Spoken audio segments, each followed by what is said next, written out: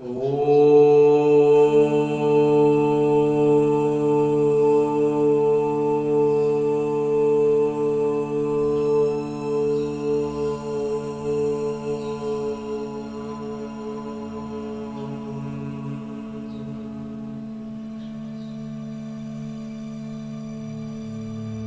शांति।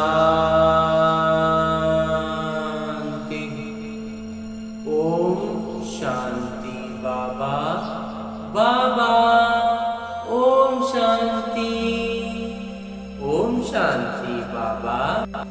आज 18 अक्टूबर 2023 की मुरली है। बाबा कह रहे, मीठे बच्चे, देह के सब संबंधों में बंधन है, इसलिए दुख है। देही संबंध में यानी आत्मिक संबंध में रहो तो अथाह सुख मिल जाएगा। एक माता पिता की याद रहेगी। अंजी बाबा। और आगे मेरे बाबा प्रश्न पूछ रहे हैं कि किस नशे में रहो तो माया पर जीत पाने की हिम्मत आ जाएगी। उत्तर बतलाते हैं मेरे बाबा कि नशा रहे कि कल्प कल्प हम बाबा की याद से माया दुश्मन पर विजयी बन हीरे जैसा बने हैं। खुदा खुद हमारे माता पिता है। इसी स्मृति व नशे से हिम्मत आ जाएगी। जैसे ये सजगता आएगी ना कि अरे जो खुदा है वो खुद हमारे माता पिता है, तो फिर हिम्मत तो आनी ही है।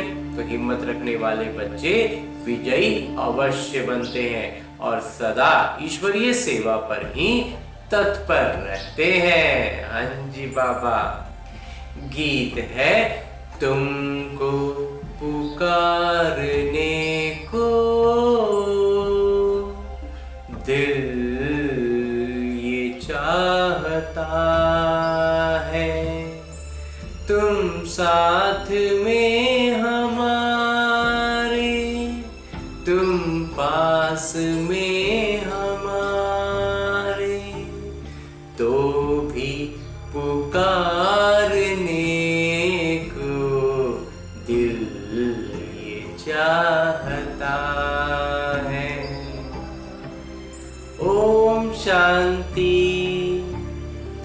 देवी देवताओं के पुजारी पारलौकिक माता पिता को याद तो करते ही आए हैं और भक्त भी जानते हैं हमको भक्ति का फल देने माता पिता को आना है जरूर। हम इतना भक्ति कर रहे हैं तो वो तो आएंगे ही इसका फल देने के लिए ना। तो अब वो माता पिता कौन है ये तो बेचारे जानते ही नहीं। इतना विश्वास है कि वो आएंगे, लेकिन वो कैसे आएंगे, कब आएंगे, कहाँ आएंगे, ये नहीं जानते। पुकारते हैं, इससे सिद्ध होता है कि उनका संबंध तो जरूर है। एक होता है लौकिक संबंध, दूसरा होता है पारलौकिक संबंध। लौकिक संबंध तो अनेक प्रकार के हैं, काका, चाचा, मामा आदि आदि। ये है लौकिक बंधन, इसलिए परमपिता परमात्मा को बुलाते हैं। ये तो बच्चों को मालूम है कि सतयुग में कोई बंधन नहीं। बाबा को बुलाते हैं कि हम अभी बंधन में हैं, आपके संबंध में आना चाहते हैं।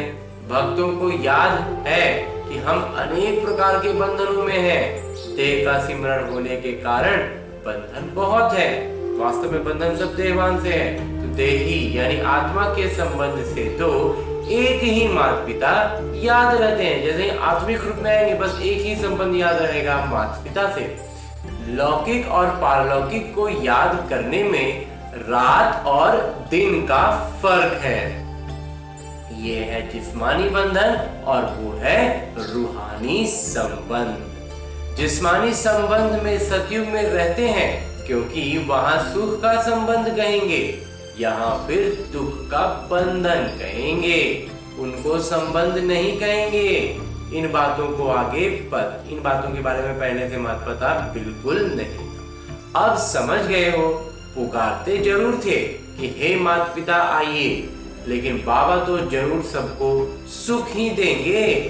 परंतु बाबा क्या सुख देते हैं ये किसी को पता नहीं है। अभी बाबा से संबंध है, उनसे सदा सुख मिलता है।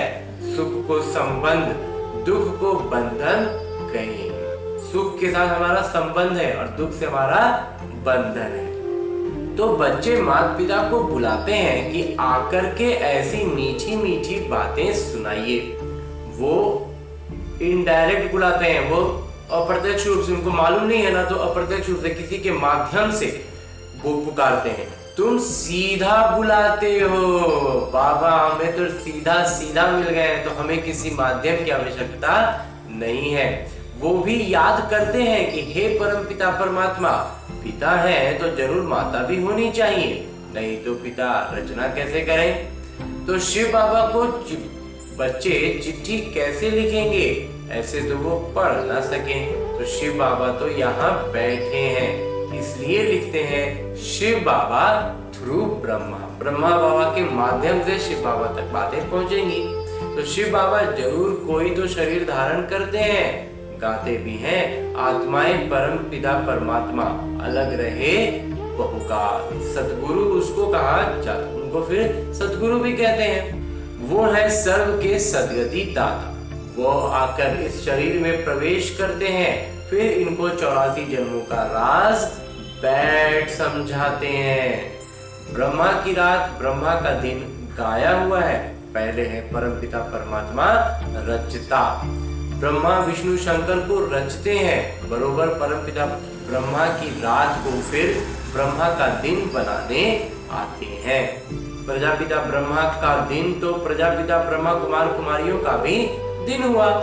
दिन कहा जाता है सतयुग और त्रेता को, रात द्वापर और कलयुग को। अभी तुम बच्चे आए हो बाबा से वर्षा, स्वर्ग का वर्षा लेने, उनके लिए ही गाते हैं। त्वमेव माता च पिता त्वमेव, त्वमेव बंधु च सखा त्वमेव। बाबा कहते हैं कि सखा रूप से हल्के रूप में आकर बहलते हैं। मुख्य है 3 संबंध, पिता शिक्षक सतगुरु, इनसे ही फायदा है। बाकी काका चाचा मामा आदि संबंधों की कोई बात ही नहीं। तो संपूर्ण पिता जो है वो आकर बच्चों को संपूर्ण बनाते हैं। 16 कला संपूर्ण तुम बन रहे हो, तुम अनुभवी हो। दूसरा कोई कैसे जाने, जिसको अनुभव हो गया है वो आगे बढ़ेगा। जब तक तुम बच्चों के संग में न आए तब तक वो कैसे समझ सके।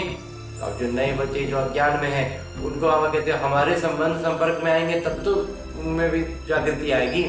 अब तुम जानते हो कि भक्ति मार्ग में भी बंधन है। याद तब करते हैं जब रावण रूपी 5 विकारों के बंधन में है। बाबा का नाम ही है मुक्ति दाता।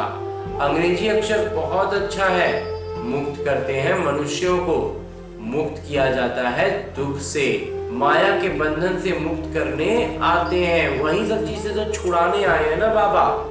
फिर गाइड भी है, पथ प्रदर्शक भी है। गीता में भी है कि मच्छरों सदृश सबको वापस ले जाते हैं तो जरूर विनाश भी होगा। ये तो गाया हुआ है कि ब्रह्मा द्वारा स्थापना, शंकर द्वारा विनाश कराते हैं, फिर जो स्थापना करते हैं उन द्वारा ही पालना भी होती है। तो उस समय के विष्णु क्या होगा, उस समय के राजा रहेंगे। तो राजा का मतलब क्या होगा, वो अपनी प्रजा का ख्याल करेंगे ना, अपनी प्रजा को पूरा संभालेंगे, उसका लालन पालन, उसको लौकिक रीति से जितने भी काम है वो राजा के रूप में वही करेंगे ना। इसलिए कहते हैं कि विष्णु द्वारा पालना। अभी तुम तैयार हो रहे हो क्रमशः पुरुषार्थ अनुसार। देह के बंधन को बुद्धि से तोड़ना है। सन्यासी लोग तो घर बार छोड़ भाग जाते हैं। तुम गृहस्थ व्यवहार में रहते राजयोग सीखते हो। जनक का भी मिसाल है, वो फिर जाकर अनुजनक बने। बहुत बच्चे कहते हैं कि जनक मिसल हम अपनी राजधानी में रहते ज्ञान उठावें। अपने घर का तो हर एक राजा है ना, तो मालिक को राजा कहा जाता है। बाबा है, उनकी स्त्री बच्चे आदि हैं। ये हो गई हद की रचना। जो अपना लौकिक परिवार जिसको कहते हैं उसको वो रचते भी हैं, मतलब स्त्री को लाते हैं, अपनाते हैं, फिर उनसे बच्चे आते हैं।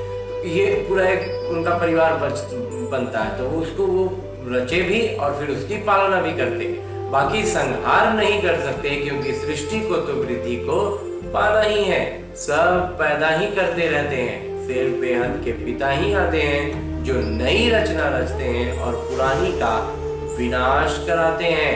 नई सृष्टि की स्थापना और पुरानी का विनाश सो तो ब्रह्मा विष्णु शंकर के रचयिता परमपिता परमात्मा ही करेंगे। इन बातों को तुम बच्चे अच्छी रीति समझते हो। बातें तो बड़ी सहज हैं, नाम ही रखा हुआ है सहज योग व ज्ञान। भारत का ज्ञान व योग नामी ग्रामी है। बाबा भी तुम बच्चों को दैवी मत देते हैं, जिससे तुम सदैव हर्षित रहेंगे। माता पिता से ही नई सृष्टि की रचना होती है। ये तो सभी जानते हैं कि हमको खुदा ने पैदा किया। अभी तुम समझते हो कि खुदा कैसे आकर नई सृष्टि रचते हैं। शिव बाबा है, फिर वो खुद ही ब्रह्मा बाबा के द्वारा हम बच्चों को गोद लेते हैं। तो ये ब्रह्मा बाबा क्या हो गए, बड़ी माता हो गई। फिर पहले नंबर में सरस्वती को गोद लिया है, सबसे पहले गोद लेते हैं सरस्वती को। बाबा ने इनमें प्रवेश किया है ना, ये मम्मा तो गोद ली हुई है, प्रवेश तो ब्रह्मा बाबा में किया है शिव बाबा ने। लेकिन सरस्वती जो जिनको जगदम्बा के नाम से मम्मा के नाम से जान रहे हैं, उनको तो गोद ही लिया है, उनके अंदर तो बाबा नहीं आए। तो तुम्हारे लिए तो माता पिता है, हमारे लिए पति भी हुए तो पिता भी हुए। प्रवेश कर अपनी बन्नी यानी युगल भी मुझे बनाया है और बच्चा भी बनाया है। ये तो बड़ी रमणीक बातें हैं जो सम्मुख सुनने की हैं। वो सामने से बैठ के सुनेंगे, मन में पवित्रता अच्छे से समाई हुई होगी तो बातें एकदम स्पष्ट समझ में आएंगी। तुम्हारे में भी क्रमशः समझते हैं कि अगर सभी समझते हो तो फिर समझावे। समझा नहीं सकते हैं तो गोया कुछ भी नहीं समझा। कहते अगर समझा नहीं पा रहे मतलब खुद की बुद्धि में स्पष्टता नहीं है। जड़ बीज से वृक्ष कैसे पैदा होता है? एक बीज होता है और उससे पूरा वृक्ष निकल के आता है, तो ये कैसे होता है? ये कोई भी झट बतला सकता है। इस बेहद के वृक्ष का ज्ञान जब तक बाबा न आकर समझाए तब तक कोई समझ नहीं सकते। तुम जानते हो हम बाबा से राजयोग सीखकर वर्षा ले रहे हैं। ये बुद्धि में होना चाहिए। ये दोहरा संबंध है, वहां तो एकहरा संबंध रहता है, सिंगल रहता है।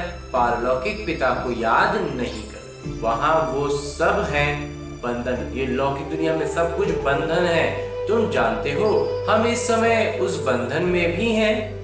पिता के संबंध में अब आए, उस बंधन से छूटने के लिए। वो जो अभी हमें लौकिक बंधन में हम बंधे हुए हैं ना, उसमें अभी भी हम बंधे हुए हैं। उससे छूटने का ही ज्ञान तो बाबा हमें दे रहे हैं। और ये जो बाबा से हमारा संबंध मजबूत गहरा होता जाएगा और ये लौकिक सारे बंधन छूटते जाएंगे। आजकल तो कितनी मतें हो गई हैं, आपस में लड़ते झगड़ते रहते हैं। पानी के लिए, धरती के लिए भी लड़ते, जमीन के लिए भी लड़ाई करते हैं, यहाँ तक मेरा यहाँ तक मेरा, और पानी के लिए भी लड़ाई करते हैं। कहते हैं कि ये मेरी सीमाओं में है, ये तुम्हारी सीमा में नहीं है। इन सब बातों के लिए ही लड़ाई होती है। बिल्कुल ही हद में आ गए हैं। ये पूरी ये सारी बातें, ये सारी सीमाएं हैं, ये क्या है? हमारी बुद्धि की सीमाएं हैं। हम अपनी बुद्धि को सीमाओं में सीमित कर ले रहे हैं। ये भूल गए हैं कि भारतवासी सतयुग में बेहद के मालिक थे, असीमित थे। तो जो मालिक थे वही फिर भूल जाते हैं। भूलना भी जरूर है, तभी फिर बाबा आकर समझाएंगे ना। इन बातों को अभी तुम जानते हो। वहां है बंधन, यहाँ माता पिता से संबंध है। जानते हो हम श्रीमत पर चल अथाह सुख का वर्षा पा रहे हैं। बाबा कहते हैं मैं तुमको सुख का वर्षा देता हूँ। फिर श्राप कौन देता है? माया रावण। श्राप में है दुख, वर्षे में तो सुख होता है। मनुष्य ये नहीं जानते कि मनुष्य को दुख का वर्षा कौन देता है। बाबा सतयुग स्थापन करते हैं तो जरूर सुख का ही वर्षा देंगे। बाबा को दुख का वर्षा देने वाला थोड़ी ही कहेंगे। बाबा को गलती से भी नहीं कहना है कि दुख देने वाले बाबा है, भगवान है। दुख तो दुश्मन देता है ना। तो दुश्मन कौन है? रावण दुश्मन है, माया दुश्मन है। परंतु ये बातें कोई समझते नहीं, अनजाने में कह देते हैं कि सुख दुख सब भगवान ने दे रहे। बुद्धि मूंझ गई है तो कहाँ की बात कहाँ ले गए हैं। कहते हैं लंका लूटी जाती है, सोना ले आते हैं। अब सोना कोई सिलोन में नहीं रखा है, सोने के खान होते हैं ना। और बाबा कहते हैं कहीं कहीं नदियों से भी मिलता है। तो बच्चे जान गए हैं कि ये अनादि विश्व का नाटक है। तुम बच्चों की बुद्धि में क्रमशः पुरुषार्थ अनुसार बैठा है। जो समझते नहीं और ना समझा सकते हैं वो क्या पद पाएंगे? पड़े हुए के आगे भरे होएंगे। राजा रानी प्रजा में फर्क तो है ना। जैसे ये मम्मा बाबा जाकर ऊंच पद पाते हैं, तुम भी पुरुषार्थ कर इतना पढ़ो जो मम्मा बाबा के तख्त पर बैठो, विजयी माला का दाना बनो। टेम्पटेशन बहुत दी जाती है।